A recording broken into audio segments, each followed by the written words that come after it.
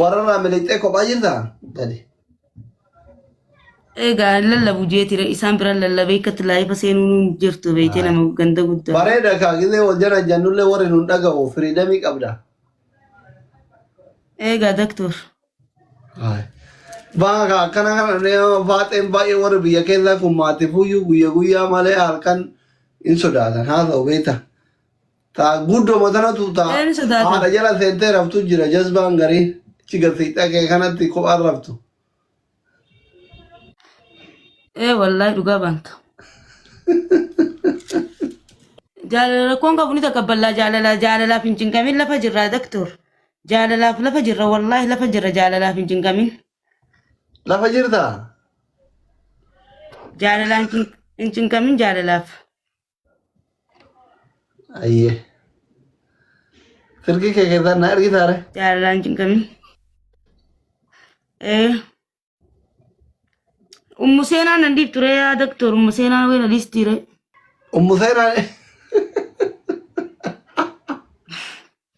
umusena sheekh abar abo sheekh ishin sunna managata kallira ega sura arba utuluta kana yero isha mojare dedebite qarat ishin sunana sheekh wallahi mashallah akuma ishi sawaya silah namni undi ama kamaa jirta reet ada kamaan jiru mastika nyaacha jira maaliif hin qamain akkanuma yaa doktor jireenyi no samii dhaqeemi sanumaaf raachee wal beeyta raachee waliin beekaa maakii waliin beekaa wal dubbifte raachee guyyaa tokko dubbisee naasumarratti maakiin fiddee wal nu barsiistee maan jettee dubbifte jaartiin qabu barinni nagaaje dhalaan guutuu dibde ni karata akkam hikma nagaa raachee achi ani waan jaartii qabu bakka namaa mudidee singilee achi daranyaadha dira hikma ati siifin dheeree doktor ati siifin rifadheree yaa doktor raacheen no singilira oo raachee ani singilidha dhuga ani lesin jaalladhe yaa raachee keenya akka ajaa'iba beeyta raachee sin jaalladha bar raachee ati fooloo kiyya maaliif naan deebisin raachee kiyya ara fooloo sana jaalattee guyyaa sun otoo fooloo qofa miti gaaffii jaalalaayyuu qabda taanaan siifan deebisasi gaaffii jaalalaa siifin deessa akka nti si jaaladhu akka nti si jaaladhee minaan wayduu si deessa ol jiraachee kiyya ayyee kun ana akkanumatti ani innan si jaaladheen wallahi innan jaaladheen doktora siri dhageeffadhu ati nama guddaa keenya na dhagee innan isa jaaladheen viidiyoo isaatiif viidiyooti walirra dalaguu eegalee barraachee kana innan fadhu dachiin akka naan kutti gida raachee jee gammachuu kiyya maa namni guddaan simmeetiin qabu sin jedhani anchi ati nama guddaadha naan simmeetiin baanu gajechi sumarratti akka manguddoo irratti sumatti gaajechi namni beekaan keenya siimii tanaafi bas ayye giddi maan eegaduu dhoofne viidiyoo jaalalaa hojjatte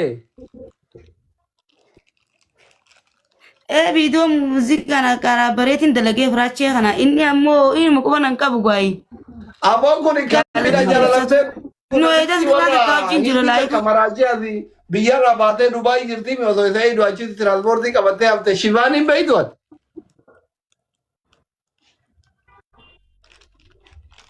nin beeke isaa dubbatuun dhage kun Oromoo bira taree beera Itoophiyaa tanniin sabaaf sablamii bira taree kun asii hinditti beera maraachee dhiisi ofirra ana dullacha keessii wayya ani hundum hikmisha ani hunduma duuba raachee Oromoon maalitti heerumti gisee isin akkas taatan nuti Oromoon maalitti heerumna hinditti yoo dabaramte isaan dhiiseera hunda dhiiseera hikmisha kan nuti eenyutti heerumna yaa raachee keenya Oromooti wayyu isan jedhama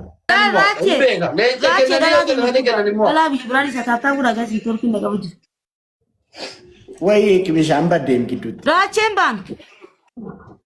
Wai sin jaalladha wallahi raachuu keenya ana alaanis jaalladha laalaati ilma Oromootii min talma Oromoo fuudhee qaa.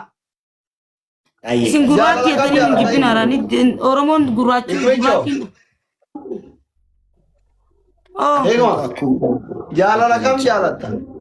Oh doctor. Jaalala kam jaalatta? Jaalala dhugaatiin isa jaaladde haraachi. Jaalaluma dhugaa kana gaa jaalaluma ilma Oromootiif qabna. Dhiisi gurbaan ittiin qophoofne rabbi jedhe hin miidhini lubbu.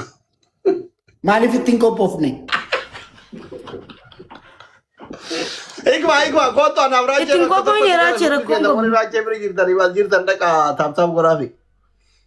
Tapha tokko taphannee adda baana. Maaliif ittiin qophoofne? Ayyee erga. Anaaf akkuma jeesnaarra. Erga. Anaaf raajee bakka tokkotti gara meeshii Oromoon guutuun si jaalatti lubbu. Hundi keessatti taaptaap godhaafi. Video waraabadhu akka galamsoo keessatti namni hundi suuraa jala kan feemasi nama bakka tokkotti qaxaqaxee himaan ta'anii hundi keessatti dhagaa taappii godhaafi guddochi. Namni kuma lamaa dhibba shanii asitti hunda Taaptaap godhaafi. Waanyo. Guys, hundumti keessan deemaati taaptaap godhaa. Taappii godhaafi.